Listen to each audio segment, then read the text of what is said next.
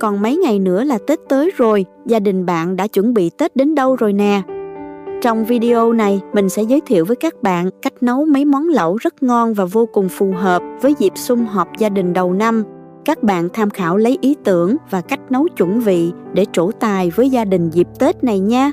Chúc các bạn có một mùa xuân an lành và hạnh phúc bên gia đình thân yêu.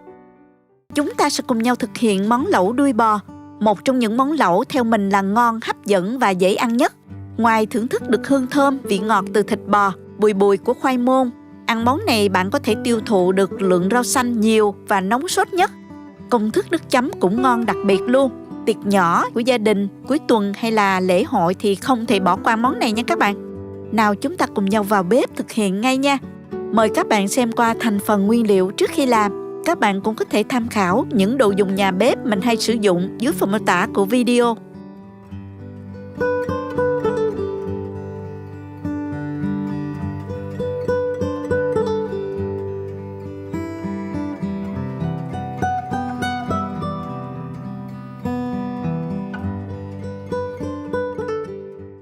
Đầu tiên mình sơ chế nguyên liệu nha các bạn.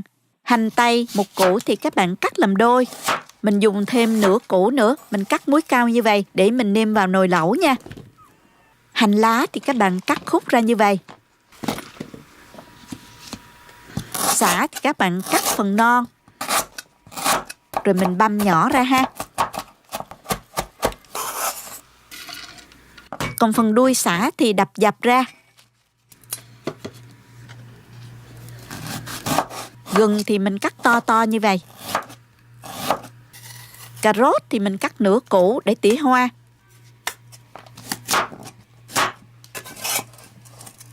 Còn nửa củ thì chẻ làm đôi để mình hầm lấy nước ngọt. Củ này là củ cà rốt trắng nè, ăn nó bùi bùi rất lạ. Mình cũng làm giống y như vậy luôn nha. Rau củ rất là đa dạng, có gì thì mình dùng đó nha các bạn. Đây là khoai môn cao, củ tròn nè, mình đã bào vỏ rửa sạch. Nếu bạn dùng khoai củ lớn thì mình cắt ra ha. Thêm một ít củ sen, mình cũng mua sẵn, đã được cắt khoanh mỏng như thế này. Lẩu bò phải có thêm một ít đậu hũ trắng ăn cho béo nha. Mình cắt ra thành khối nhỏ vừa ăn như vậy ha. Đây là đuôi bò đã được lóc bỏ da và đã được cắt sẵn ra rồi. Mình cũng đã rửa sạch với muối và rượu gừng. Ở Mỹ thì mình chỉ mua được vậy thôi các bạn. Nhìn cũng tươi ngon ha. Ở Việt Nam các bạn mua được đuôi bò còn nguyên da sẽ ngon hơn nữa nha. Lẩu thì mình dùng thêm một ít nạm bò, gân bò, dạ dày tổ ong ăn cho hấp dẫn hơn ha. Tất cả đã được rửa với muối, rượu gừng và mình rửa lại với nước sạch sẽ rồi đó các bạn. Tất cả liều lượng, nguyên liệu và gia vị các bạn xem ở phần đầu video và dưới phần mô tả của video nha. Phần tiếp theo thì mình sẽ đi trụng thịt để khử đi mùi hôi. Sơ chế kỹ thì khi nấu sẽ thơm ngon hơn đó các bạn. Cho nước nóng vào cho nhanh nè. Cho 1 muỗng cà phê muối, gừng và 3 muỗng canh rượu trắng. Và mình cho đuôi bò vào. Nạm bò, gân bò, tổ ong mình cho vào trụng luôn. Nước sôi khoảng 3 phút thì các bạn vớt ra và đem tất cả đi rửa lại cho thật là sạch. Sau đó mình sẽ thêm một bước nữa là xào đuôi bò. Cho vào chảo 2 muỗng canh dầu. Cho 2 muỗng canh sả băm vào trước. Rồi đến hành tỏi băm.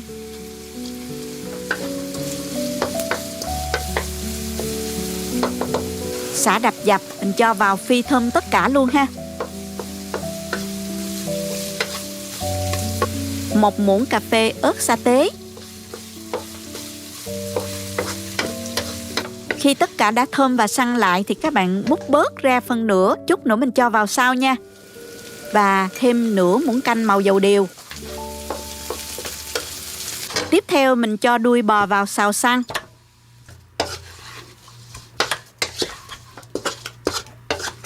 Nêm vào đây 1 muỗng cà phê bột nêm, 1 muỗng cà phê đường, nửa muỗng canh nước mắm.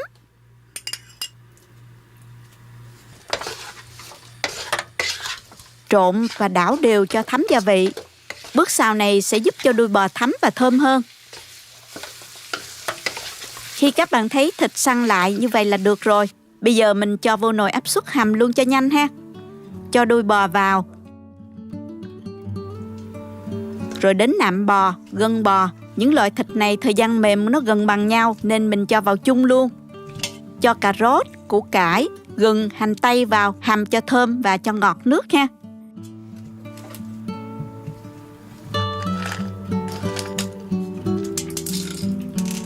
Cho vào 10g muối và 40g đường phèn. Mình chế nước đến mức mát của nồi nha. Đóng nắp lại. Gạt van về siêu linh. Hầm áp suất trong 10 phút. Cho nước vào nồi. Cái phần tổ ong này đó nhanh mềm hơn nên mình sẽ luộc riêng. Cho muối và gừng vào. Sả nữa. Và mình cho lòng vào luộc 40 phút nha các bạn. Trong lúc chờ nồi hầm thì mình đi chiên khoai. Cho vào chảo khoảng 1/3 chén dầu và mình cho khoai vào chiên. Bước chiên sẽ giúp cho khoai không bị rã khi ninh lâu trong nồi lẩu.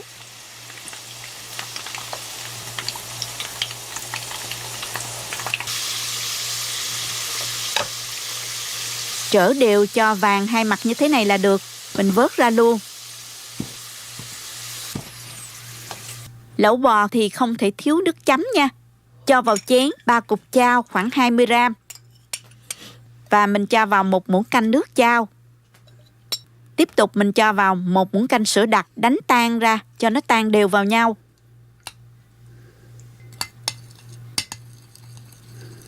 Cho ớt sa tế tùy theo độ ăn cay của các bạn ha. Các bạn pha theo công thức này ngon lắm đó nha. Bạn nào kỹ hơn thì mình có thể đun sôi lên rồi dùng ha. Mình pha nước nêm lẩu luôn nè. Cho vào chén 1 muỗng cà phê muối, 20g hạt nêm gà, 1 muỗng canh nước mắm, 15g chao và 1 muỗng canh nước chao, 1 muỗng cà phê bột ngọt. Trộn đều tất cả lên. Quay lại với nồi hầm đuôi bò. Sau khi nấu áp suất được 10 phút thì mình thêm 40 phút chờ hạ áp suất nữa. Bây giờ mình xả van và mở nắp ra ha. Các bạn vớt bỏ bớt ván mỡ nổi bên trên nha. Sau đó vớt bỏ mọi thứ ra.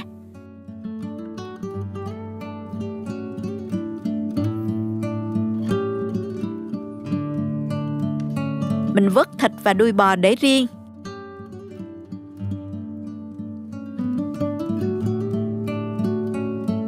Rồi mình dùng cái vợt vớt hết cho sạch hoặc là dùng rây lọc lại nước lèo nha các bạn.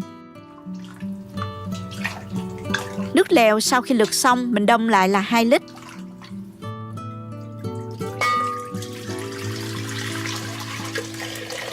Thêm vào nửa lít nước nữa, tổng cộng là 2,5 lít nước lèo. Lúc này mình cho củ sen, cà rốt đã tỉa hoa lúc nãy vào luôn. Mở lửa nhỏ, mình nấu 5 phút là vừa mềm nha các bạn. Nêm gia vị luôn nè. Cho hết lượng gia vị pha sẵn lúc nãy vào. Khuấy đều và thử lại. Theo mình là vừa rồi các bạn. Lưu ý là nước lẩu không nên nêm đậm đà quá, vì chút nữa mình cho lên bếp nước lẩu còn bốc hơi nữa là vừa nha. Tuy nhiên các bạn có thể điều chỉnh chút xíu cho phù hợp với khẩu vị gia đình ha các bạn. Phần gia vị thơm đã xào mình chừa lại lúc nãy đó, mình cho vào luôn. Cho khoai môn vào nè, vì khoai đã được chiên nên rất là nhanh chín. Hoặc là có thể các bạn cho vào nồi lẩu khi ăn cũng được. Gốc hành lá thì các bạn cho vào sau cùng nè.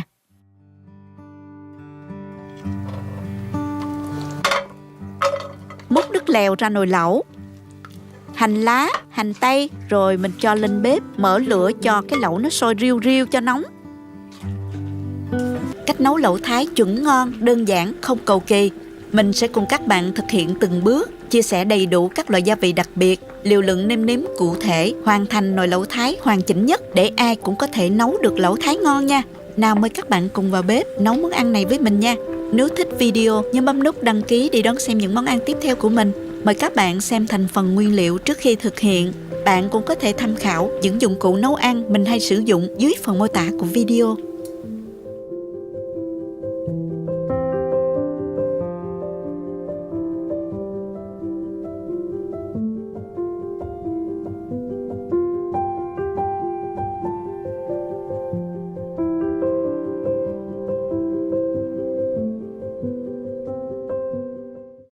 Để lẩu được ngon hơn thì các bạn nấu nước dùng bằng xương heo hoặc là xương gà ha, để lấy chất ngọt. Cách nấu nước dùng bằng xương heo mình đã có hướng dẫn chi tiết. Các bạn xem qua clip mình đính kèm dưới phần mô tả của video này nha. Hôm nay mình chỉ chú trọng nấu phần lẩu thôi nha. Bây giờ mình đi sơ chế các nguyên liệu này trước. Tỏi thì mình dùng 25 đến 30 g đập dập ra, sau đó các bạn băm nhuyễn ra nha.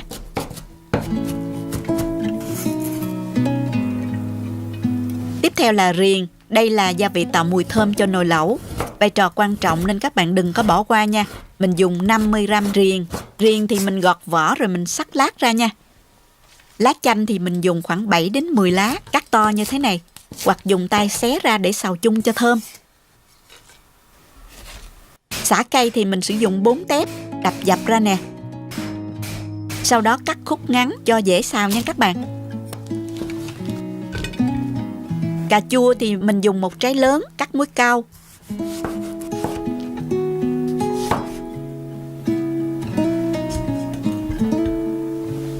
Hành tây thì mình sử dụng nửa củ, cắt múi cau luôn ha.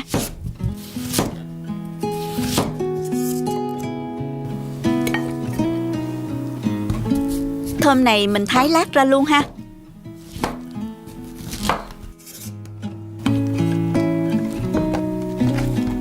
Tiếp theo thì mình dùng tắc để làm vị chua cho nước lẩu. Mình dùng khoảng 10 trái tắc, cắt đôi từng trái ra như vậy. Và vắt lấy nước cốt tắc mình lọc qua một cái rây để loại bỏ hạt nha các bạn. Phần chuẩn bị nguyên liệu đã xong. Bây giờ mình tiến hành nấu nước dùng lẩu nha. Cho vào nồi khoảng 2 muỗng canh dầu ăn. Sau đó cho tỏi vào mình phi lên cho thơm ha.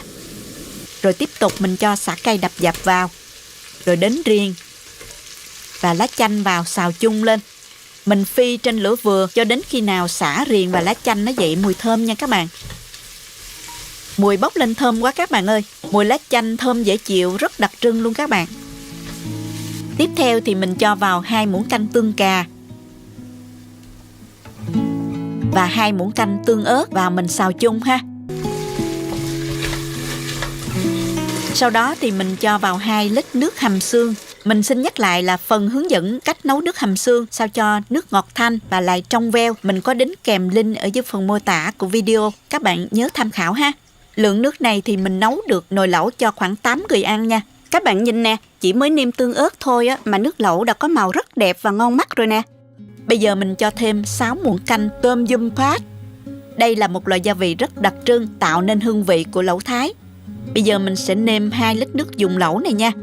Nêm vào đây 1 muỗng cà phê muối, 1 muỗng canh rưỡi hạt nêm, 6 muỗng canh rưỡi đường phèn. Mình dùng đường phèn để có được độ ngọt thanh nha các bạn. Nếu mà các bạn dùng đường cát thì độ ngọt nó nhiều hơn, nhớ gia giảm ha. Món này thì đường phải dùng nhiều một chút để cân bằng được vị chua đó. Nửa muỗng cà phê bột ngọt. Mình tiếp tục ninh trong khoảng 15 đến 20 phút nữa cho sả, riềng nó ra hết chất thơm nha. Nhớ hớt bọt nếu có ha các bạn. Mình ninh ở mức lửa dưới trung bình ha, cho nó sôi lăn tăn như vậy là được nè. Sau khoảng 30 phút tính từ khi nước sôi, nấu với mức lửa nhỏ vừa. Lúc này các gia vị thơm nó đã ra hết chất thơm, mình vớt ra luôn ha. Vớt hết sả cay nè, riềng và lá chanh ra nè. Các bạn có thể dùng vợt để vớt cho sạch ha. Sau đó mình cho thơm vào nha. Bây giờ mình nêm vào đây 50 ml nước tắc để tạo vị chua cho món lẩu. Các bạn có thể dùng nước tắc hoặc là nước me cũng được ha. Cho thêm 2 muỗng canh nước mắm ngon. Nước mắm sẽ giúp nước dùng lẩu của chúng ta có vị mặn vừa phải mà không bị gắt, đồng thời sẽ dậy mùi thơm hơn đó các bạn. Lưu ý các bạn nhớ cho nước mắm và nước tắc vào sau cùng để giữ được mùi thơm ha. Cuối cùng mình nêm thêm 1 đến 2 muỗng canh ớt sa tế. Sa tế này là nhà làm này các bạn. Độ cay thì tùy khẩu vị gia đình các bạn nha.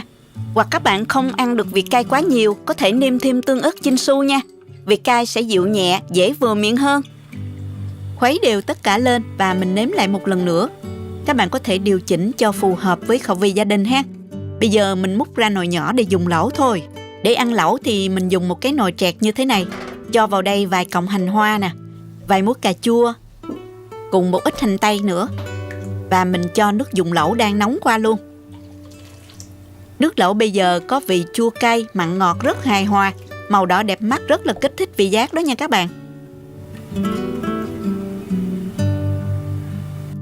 Đồ ăn kèm với lẩu Thái rất là đa dạng. Ở đây mình có mực nè, mực được khía rất đẹp ha các bạn. Cái này là mình mua người ta làm sẵn rồi nha.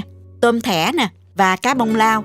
Các bạn cũng có thể ăn kèm với những đồ hải sản khác như là nghêu, sò, bạch tuộc hoặc là thịt bò cũng rất là hợp và ngon nha. Về rau ăn kèm ở đây thì mình có rau muống, bắp chuối bào, bạc hà và một ít nấm. Ở Việt Nam thì rất là dễ kiếm các loại rau đa dạng như là rau nhút, kèo nèo, cải thảo. Thích gì thì mình dùng nấy nha các bạn. Bên cạnh đó ăn kèm còn có thêm một ít bún tươi nữa nha. Chúng ta sẽ nấu lẩu cá thác lác nha các bạn. Món lẩu có nước lèo trong, ngọt, vị thanh mát, ít gia vị, rất tốt cho sức khỏe và sẽ giúp các bạn tiêu thụ được một lượng lớn rau xanh. Ngoài ra mình cũng chia sẻ cách làm chả cá thác lác đơn giản mà dai giòn. Đó cũng là thành phần chính cho nồi lẩu. Chúng ta có thể xem những thành phần nguyên liệu chi tiết, hình ảnh nguyên liệu cụ thể để thực hiện món này ở cuối video, hoặc tham khảo những dụng cụ nhà bếp mình hay sử dụng bên dưới phần mô tả của video. Cho nước sôi vào nồi, cho vào một muỗng cà phê muối, hành tỏi. Nước sôi mạnh khoảng 1 phút thì mình tắt bếp và đem sườn đi rửa lại cho sạch. Hôm nay mình hầm sườn với nồi áp suất điện. Cho sườn vào nồi, rồi cho vào 2,5 lít nước. Cho hành tây và một củ hành tím vào hầm chung cho thơm, 1 muỗng cà phê muối và 20 g đường phèn.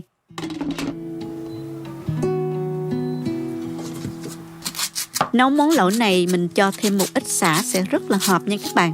Mình dùng 2 tép sả, bào mỏng và mình băm nhỏ để cho vô nước mắm. Còn 2 tép này thì mình đập dập ra ha. Băm nhỏ một ít tỏi, một củ hành tím, cắt lát 2 trái ớt, băm nhỏ một ít gốc hành lá và cắt khúc một ít lá hành nữa. Rau ăn kèm thì mình có hẹ nè, cắt khúc ra như vậy.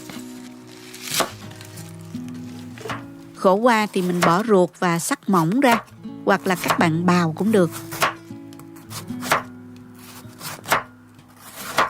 Chả cá ăn lẩu thì các bạn dùng cá thác lác là ngon nhất nha. Cho cá vào thố. Mình có 800 g cá nha. Lượng cá này hơi nhiều, mình quết để dành ăn đó các bạn. Các bạn dùng 400 đến 500 g là đủ cho một nồi lẩu nha. Cho gia vị gồm có 1 muỗng cà phê bột nêm, 1 muỗng canh nước mắm, 1 muỗng canh đường, 1 muỗng cà phê tiêu, 1 muỗng canh gốc hành băm. Nếu không có cá thác lác thì các bạn dùng chả cá thu, chả cá măng hoặc là các loại chả cá khác cũng được. 2 trứng gà xay nhỏ. Nếu trứng to thì các bạn dùng 1 trứng là đủ ha.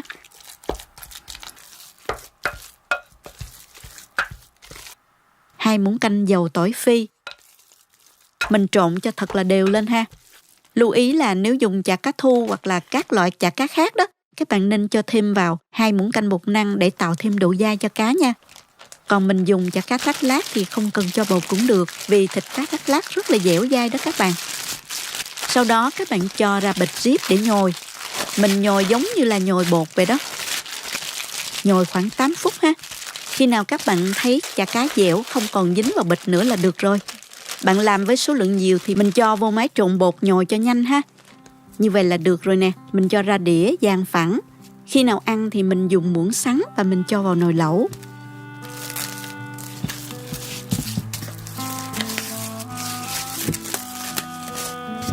Hoặc có thể vo viên cho đẹp cũng được, tùy thích nha các bạn.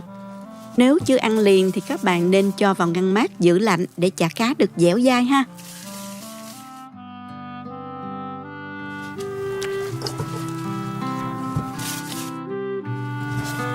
Quay lại với nồi hầm xương, mình vớt bỏ củ hành ra nè, nước dùng rất là trong luôn ha. Bây giờ mình cho nồi lên bếp, cho vào 1 muỗng canh dầu, cho vào 1 muỗng canh hành tỏi cùng với sả đập dập, phi lên cho thơm. Tiếp theo thì mình cho vào 2 lít nước dùng. Nếu thấy thích cách mình làm, nhớ chia sẻ cho bạn bè cùng xem nha. Nhớ bấm like và đăng ký kênh. Ngoài ra nếu thấy video này thực sự hữu ích, bạn có thể gửi tặng ekip thực hiện 1 ly cà phê bằng nút Super 10 hình trái tim ngay bên dưới. Và mình nấu sôi riu riu khoảng 5 phút cho xả ra nước thơm nha. Sau đó nêm vào 1 muỗng canh rưỡi bột nêm, nửa muỗng cà phê muối, 1 muỗng canh nước mắm,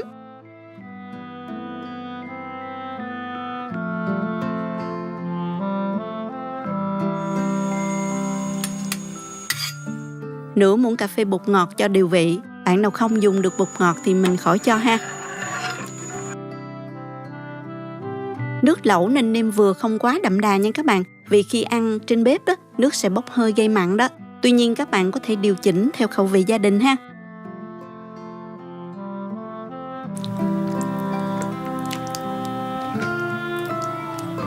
Chén nước chấm không thể thiếu đó là nước mắm mặn.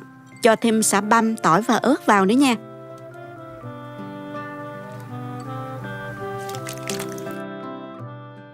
Rau ăn kèm chính là khổ qua bào. Thêm nấm và các loại rau như là hẹ, tần ô hoặc là rau ngót cũng rất hợp.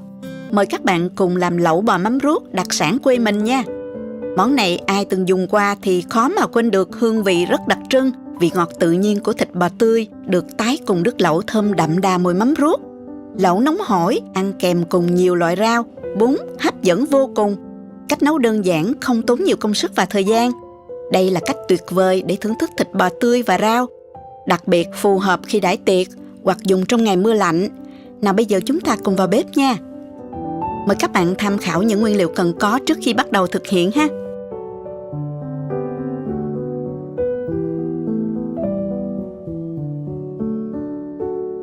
Trước tiên mình cắt khoanh phần non của sả một ít để chút nữa rắc lên mặt đĩa bò. Phần còn lại thì mình đập dập và băm nhuyễn ra ha.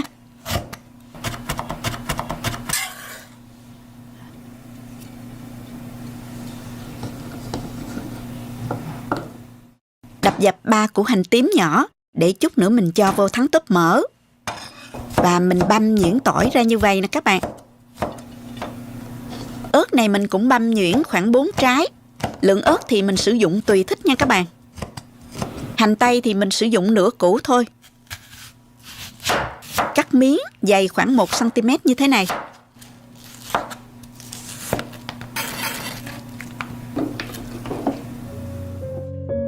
Phần mỡ này thì mình cắt thành khối vuông khoảng 1 cm. Nấu món này phải có tóp mỡ mới ngon nha. Chúng ta nên chọn mỡ gáy để làm tóp mỡ, ăn sẽ giòn hơn nha các bạn. Mình cắt thịt bò ra luôn nè. Mình cắt theo xớ ngang, độ mỏng vừa phải, bản to nhìn cho ngon ha. Không nên sắc quá mỏng, thịt dễ bị nát và món ăn kém hấp dẫn đó nha. Các bạn nên chọn thịt bò thăn, thịt bắp bò, nạc lưng, thịt sẽ mềm ngon hơn ha. Bây giờ mình làm tóp mỡ trước nha. Cho mỡ vào chảo và cho vào một ít nước. Thắng mỡ với lửa nhỏ vừa.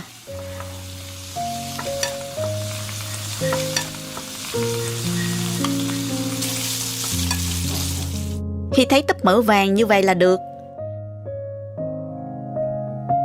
Nhớ cho hành đập dập cho thơm ha. Mình quên nên cho vào hơi trễ. Các bạn nhớ cho sớm hơn một chút nha. Mình tắt bếp và cho hết ra chén luôn nha. Nấu nước lẩu cũng đơn giản lắm các bạn. Mình cho vào nồi 2 muỗng canh mỡ lỏng. Món này chúng ta nên sử dụng mỡ sẽ thơm hơn nha các bạn. Tiếp theo cho sả băm. Xào lên. Cho tiếp phần tỏi băm. Và cho tiếp phần ớt luôn nè. Các bạn nhớ chừa lại mỗi thứ một ít để chút nữa mình cho vô nước chấm ha. Các bạn cho thêm 1 muỗng canh dầu màu điều để tạo màu sắc hấp dẫn cho món lẩu nha. Xào tất cả lên cho thơm. Cho tiếp 4 muỗng canh mắm ruốc vào. Mình sử dụng mắm ruốc Huế loại ngon. Món này mắm ruốc càng ngon sẽ càng thơm hơn nha. Cho thêm một ít tóp mỡ đã thắng lúc nãy vào. Xào đều tất cả lên. Thơm lắm luôn các bạn ơi.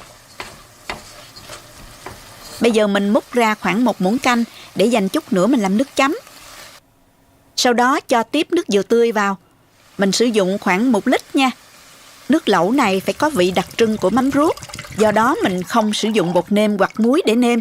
Toàn bộ mình chỉ lấy vị mặn từ mắm ruốc, vị ngọt từ nước dừa tươi. Nếu dừa không đủ độ ngọt có thể mình dùng thêm đường hoặc một chút bột ngọt tùy thích nha. Khuấy đều hỗn hợp lên. Và mình sẽ nêm vào đây 1 muỗng canh đường, Ngoài ra các bạn có thể thêm một ít thơm và một ít sả cắt khúc nếu thích. Khi hỗn hợp sôi thì mình thử lại ha các bạn. Lúc này các bạn có thể điều chỉnh theo khẩu vị gia đình ha.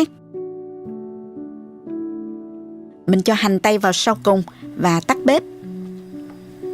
Mình pha phần nước chấm gồm có nè, 1 muỗng canh đường, 1,5 muỗng canh nước dừa tươi. Khuấy tan. Và cho 1 muỗng canh mắm ruốc lúc nãy vào. Khuấy đều lên. Và mình cho thêm tỏi, sả, ớt vào cho thơm nè.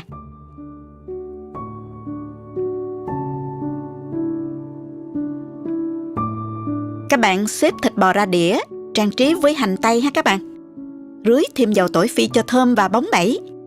Món này nhìn hấp dẫn nhất ở đĩa thịt bò đó. Rắc thêm một ít sả khoanh và ớt nữa nha. Bây giờ chúng ta cho nước lèo ra và dùng lẩu nha. Mình sẽ hướng dẫn các bạn cách làm lẩu gà nấu nấm thật đơn giản. Công thức nước lèo ngọt thanh và hương vị vô cùng hấp dẫn. Hãy cùng vào bếp và chuẩn bị cho một bữa ăn ấm cúng sum vầy bên gia đình nhé.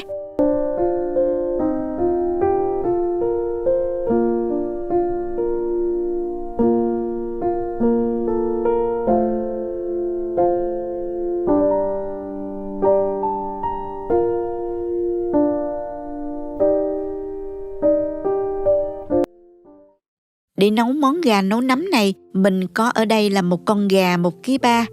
Gà này đã được làm sạch, bỏ đầu và chân cũng như lòng gà. Khi về nhà các bạn rửa sạch lại với gừng và muối để đánh bay mùi tanh của gà ha. Bây giờ mình sẽ chặt nhỏ con gà này ra. Mình cắt phần cánh, phần đùi và lóc lấy phần ức gà và sườn. Còn phần xương sống và xương gà thì mình sẽ bỏ vào để nấu nước dùng nha. Phần xương đùi này mình chặt ra để khi hầm xương dễ ra chất ngọt nha. Và tiếp theo thì mình sẽ giới thiệu sơ đến các bạn một số nguyên liệu cơ bản. Ngoài phần xương gà được lóc ra thì mình có sử dụng thêm 500 g xương heo để nấu nước lèo. Mình có một củ hành tây khoảng 300 g, mình chẻ đôi ra và thêm củ gừng 100 g, chẻ đôi ra luôn, rồi đem cho vào lò nướng ở nhiệt độ 380 độ F trong 15 phút. Mình chịu khó nướng thì hành và gừng sẽ thơm nhẹ nhàng và không bị gắt nha các bạn. Để cho nước dùng lẩu gà được ngọt thì mình cho thêm củ cải trắng và bắp ngọt. Mình cắt khúc ra ha. Hành lá mình cắt khúc và đập dập phần đầu hành. Phần lá hành thì mình sẽ cho vào lúc cuối khi mà mình hoàn thành để cho món ăn được thơm. Hành tím mình đập dập và băm nhuyễn, hoặc các bạn có thể cho vào cối xay nhuyễn cũng được. Phần gừng thì mình dùng khoảng 5 g, bỏ vỏ, đập dập và băm nhuyễn ra luôn. Táo đỏ và kỷ tử thì mình ngâm nước khoảng 30 phút rồi rửa lại cho sạch.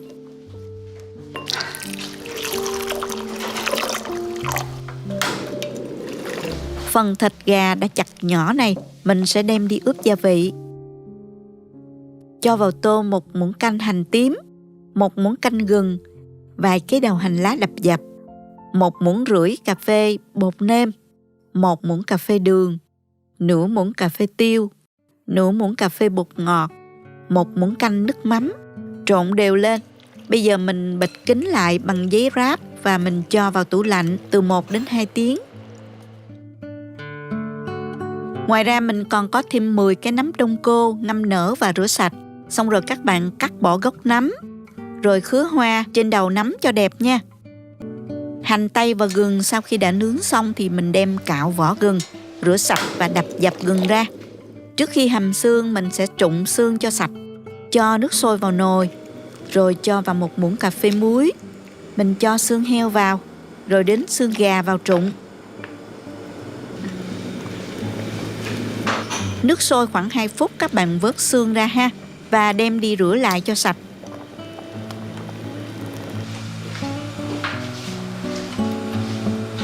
Bây giờ mình hầm xương nè, cho vào nồi 3,5 lít nước.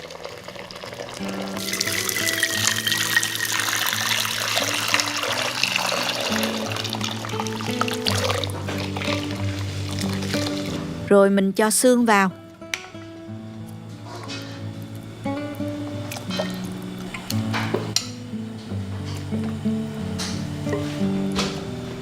cho hành tây nướng, gừng nướng, 30g đường phèn và 1 muỗng canh muối. Và cho củ cải trắng, bắp và gốc hành vào hầm chung cho thơm. Bạn nào có gốc ngò rí thì mình cho vào sẽ thơm hơn nha.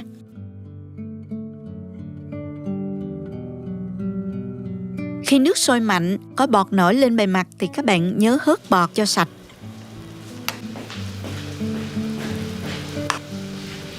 Xong rồi mình hạ lửa nhỏ để nấu. Thỉnh thoảng nhớ canh chừng và hớt bọt để cho nồi nước lèo được trong nha.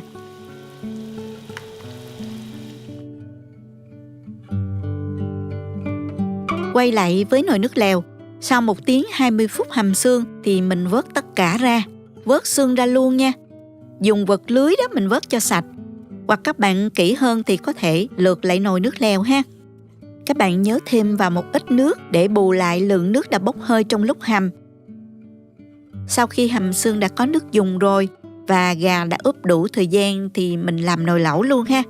Cho vào nồi một ít dầu ăn và thêm một ít mỡ gà lúc nãy mình lọc ra đó. Cháy một chút lên cho mỡ gà ra mỡ. Rồi mình thêm hành tỏi vào phi lên cho thơm. Cho hết chỗ gà đã ướp vào, xào trên lửa trung bình.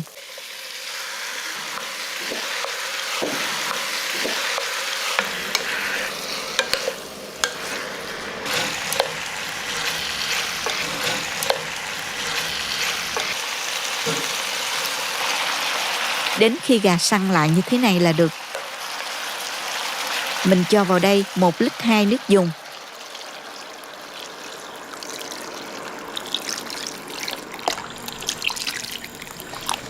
Thêm nấm hương và táo đỏ.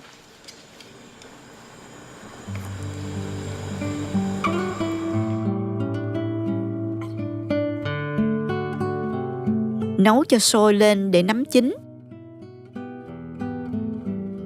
Lúc này mình cho thêm vài khúc bắp ngọt, vừa đẹp mắt lại ăn chống ngán nữa nha các bạn.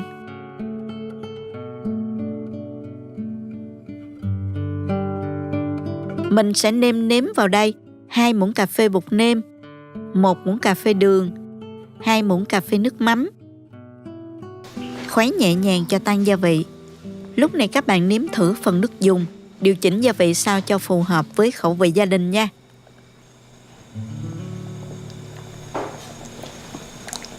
Cuối cùng mình thêm kỷ tử vào và nấu sôi khoảng 2 phút rồi tắt bếp. Thêm một chút hành lá cắt khúc lên trên cho thơm và đẹp mắt. Bây giờ thì món lẩu gà nấu nấm đã sẵn sàng để phục vụ thực khách rồi đó các bạn. Mình dọn kèm với các loại nấm. Ở đây mình có nấm trắng, nấm bào ngư, nấm hương, nấm đùi gà. Các loại rau như là cải thảo, cải xanh, tùy theo ý thích nha các bạn. Cho tất cả thịt vào, hoặc là các bạn ăn đến đâu thì mình cho vào đến đó nha. Lẩu bò được dùng kèm với mì vắt hoặc là bún cùng với các loại rau xanh như mồng tơi, tần ô, bông cải xanh cũng được. Có gì thì mình dùng đó nha các bạn. Nhúng vào cho chín tái rồi dùng. Ăn lẩu thì mình có thể tiêu thụ được lượng rau xanh rất nhiều mà không hề bị ngán luôn. Nước lẩu có vị ngọt thanh, các hương liệu thơm cùng hòa quyện vào nhau. Một chút mùi vị của chao được nêm vào rất hợp. Đuôi bò khi hầm mềm ăn ngon lắm luôn. Topping đi kèm như nạm bò, gân, tổ ong, bò viên, mềm giòn hấp dẫn. Chấm thêm nước chấm chao pha đặc biệt béo thơm vô cùng. Các bạn có thể thêm bắp bò hoa, thịt bò nhúng tái nữa thì càng ngon nha. Chúc các bạn nấu được nồi lẩu thiệt là ngon để gia đình cùng thưởng thức nhé. Bây giờ mình sẽ dùng lẩu thôi các bạn ơi. Nhìn hấp dẫn và đói bụng quá luôn. Bật bếp cho nước lẩu sôi trở lại, rồi mình lần lượt thả mực, tôm và cá vào nè. Nước lẩu sôi sùng sục, màu đỏ đặc trưng, mùi thơm hấp dẫn của lẩu Thái vô cùng kích thích vị giác. Nghe thôi là đói bụng cồn cào luôn các bạn. Trời đông lạnh lạnh, cả nhà quây quần cùng ăn lẩu như thế này thì còn gì thích bằng. Màu lẩu đẹp, hương vị chua cay, mặn ngọt vừa ăn, rất cân đối hài hòa. Không có gì ngạc nhiên khi lẩu Thái trở thành một trong những món lẩu hấp dẫn và được ưa chuộng nhất trong những buổi tiệc và lễ hội. Mình nhúng thêm một ít rau bắp chuối vào, rau muống ăn kèm nữa nè.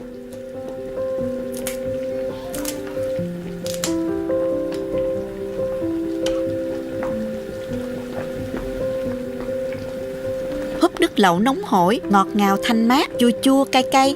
Nhờ độ thơm ngon kích thích vị giác của nước lẩu Thái, bảo đảm cả nhà sẽ nhanh chóng tiêu thụ hết lượng rau, hải sản và thịt ăn kèm một cách nhanh chóng ngon miệng mà không hề ngán chút nào luôn. Chúc các bạn thành công với món lẩu Thái hấp dẫn này nha. Cho chả cá vào nồi lẩu đang sôi. Cá nổi lên là đã chín rồi. Mình cho rau vào nhúng tái và dùng.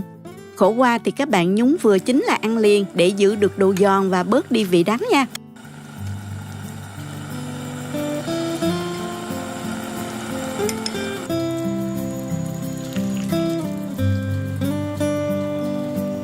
Chấm cá với nước mắm này rất là hợp. Chả cá dai giòn hấp dẫn lắm các bạn. Nước lẩu rất thơm ngon nha. Dùng món này bảo đảm các bạn có thể tiêu thụ được một lượng khổ qua nhiều mà vẫn không bị ngán. Rất tốt cho sức khỏe, giảm mỡ máu nè, không lo bị tăng cân nữa nè.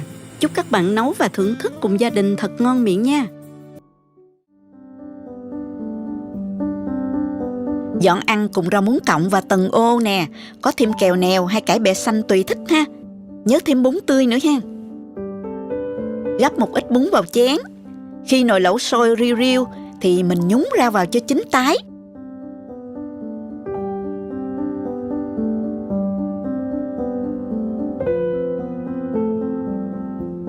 Rồi đến thịt bò, mình nhúng vừa chín tới ăn cùng. Ngon lắm luôn các bạn ơi.